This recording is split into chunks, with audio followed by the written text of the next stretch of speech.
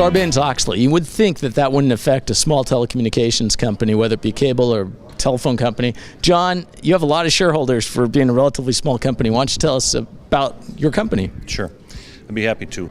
In 1996, when the Telecommunications Rewrite Act was written and created, we reacted to that legislation and the competition that was going to come to rural broadband and telecom in merging our two local companies. In doing so, in those scales of economy we gained, we also, in essence, over doubled our shareholders and bringing them together and creating almost 900 shareholders.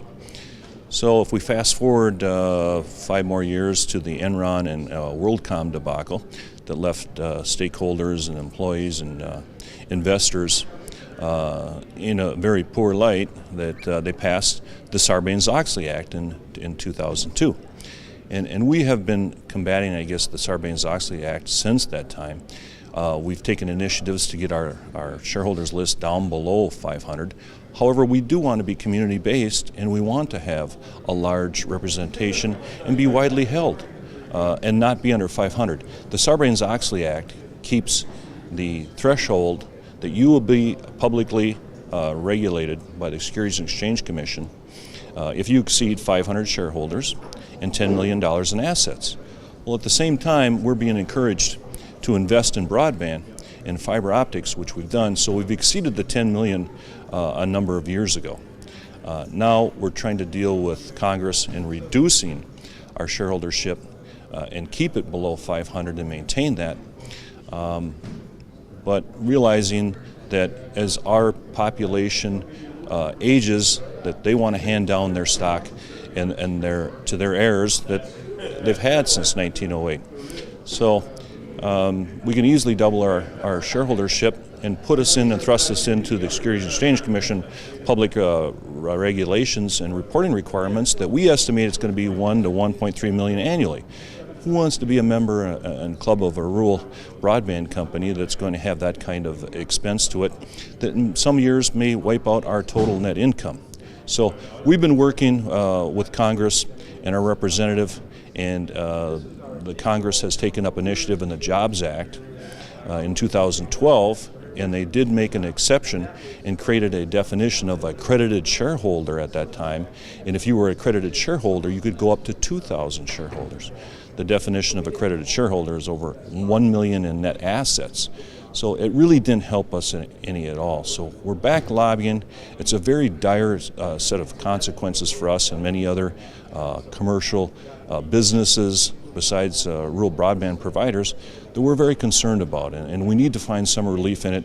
In a lot of ways, I look at it that it was our federal government maybe overreacting to an issue, and now it's affecting how we do business. And instead of us investing in rural broadband and network, we're investing in ways to avoid being publicly held in SEC governance that really isn't going to serve our company very well.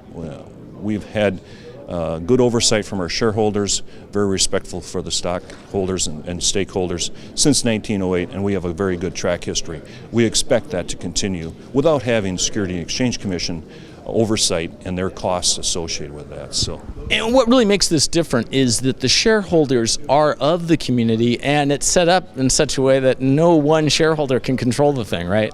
No, good point. So many of our shareholders are our ratepayers, and many times there's concern about the rates that they're paying as the distribution or dividend that they get back from us. So they have concerns about that, and we have that oversight anyway, more on a local level. And it's just an issue that we'd like to find relief with some way, shape, or form, and avoid that occurrence. And ultimately, if you're spending money on these rules of SEC and trying to adhere to those, that's money that can't be put into broadband. Exactly. Good point, Ken. And that we took up a Treasury Stock initiative, and we bought shareholders' stock back to get us underneath the 500 shareholder threshold. So now we've got a couple $1 million invested into Treasury stock that we would want to invest into the network. But there's the counterproductive portion of it, is that we're investing into governance again and not into our network and what's good for business. And we do have a limitation in that we want to be widely held, in our shareholdership nobody can own more than 5% anyway. So we're getting ourselves into a tough situation that we can't buy any more Treasury stock back because we have a limitation in our bylaw that you can't own more than 5%, so we can't take it off the market or outstanding shares. So very difficult situation that we hope to find relief with in the near future with our Congress. What about the ideas for relief? Are there any things that have already been, say, in the Jobs Act where maybe legislators could play off that to provide relief? I believe there is, Ken. In 2012, when they created the Jobs Act, there was two components in the Jobs Act that give us hope. One of them was they increased the threshold to 2,000 shareholders from 500, but they put in a definition of accredited shareholder. And the definition of accredited shareholder, once again, is 1 million in net assets or more. The other component I think is very important and may help us, and may be a precedence for rural broadband providers, is that the ABA, the American Bankers Association, had gotten an exception for community-based banks to be increased from 500 shareholders to 2,000. So my point to our congressman is that who's more community-based than an entity that's been here since 1908, and we have many of our shareholders are our ratepayers and their heirs, and so we're very rooted and based in our community, and that we could use that precedent that the ABA used with community-based banks and get an exception or a stipulation that's raised to 2,000 shareholders and follow that precedent.